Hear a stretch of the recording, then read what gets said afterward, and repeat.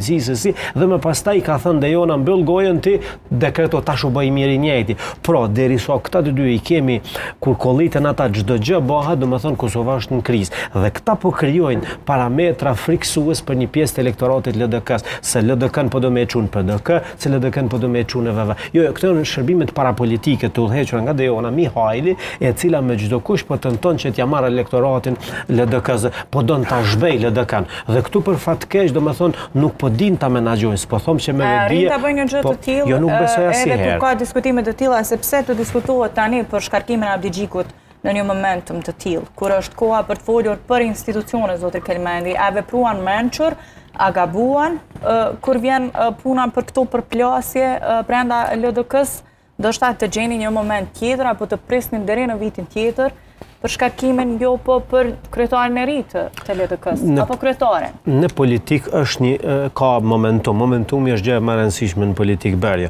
Unë mendoj se LDK-ja është subjekti i padiskutueshëm më demokratik që ka Kosova.